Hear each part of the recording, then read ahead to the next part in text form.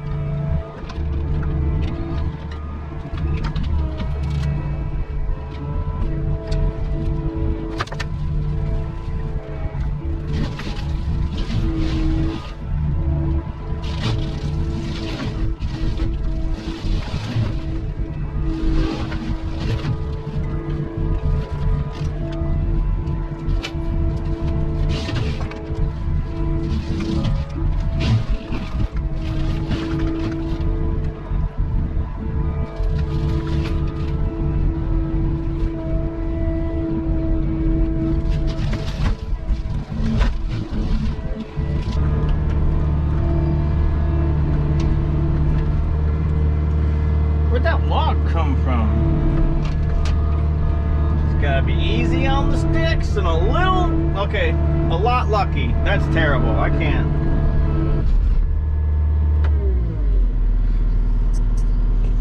Let's take you for a walk.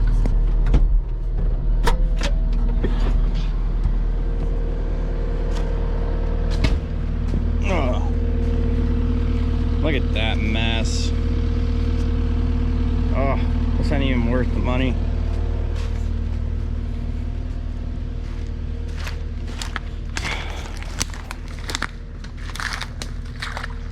We're about 2.5 inches of water there. Oh my God, it's squirting up at me.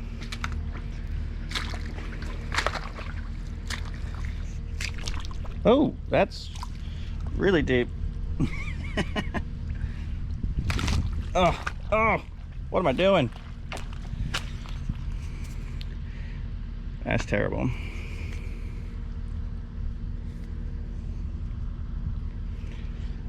Let's take a picture for the customer and tell him why we still can't finish his job. I don't know what a tow bill for an excavator is, or skid steer, but if the Mini X can't get it out, it's probably going to be an expensive ass tow bill. But as you can see, the knives are holding up pretty good.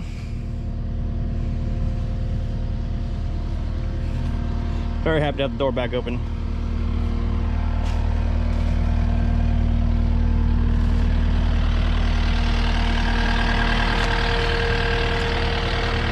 Oh my God.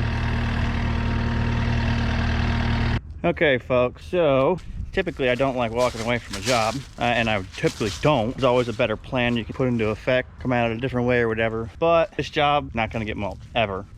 It's just too wet. Here it's fine, obviously. A little hilly, Florida, I guess. As you can see right back in there where I went, I made it, what, 50 yards? It just gets worse back there the farther you go. We're only about, that's only about half an acre right there. That's about 100 feet. So, well, that wouldn't be 50 yards, though. I don't know, about 100 feet. And it just, no bueno. So no point in going over this because they're gonna have to get brought an excavator in, and traditional land clearing, a ton of dirt is gonna have to be brought in to after it gets demucked. So a big retention pond is gonna have to get dug and then demucked. Look at that, it's 10 feet below grade here, 10 feet below those apartments over there, about 8 feet below the road. So this was a noob mistake agreeing to do this. I should not have even ventured into this job, but live and learn. Gotta go talk to the client and see if he wants to do land clearing, which involves permits and bigger equipment and all that kind of stuff, which is fun. Don't get me wrong, good for videos. Machine's loaded up. We got a cool little jam. Shouldn't be too hard to get out, but I've never had that before. Oh, look at that. Right in between both tracks. And then we got a mess to clean up. All up in there. I gotta get a piece of rubber to hang right here to kind of deflect that stuff, but I gotta still tighten this down. So I'm gonna hop in Sheepdog and head on down the road.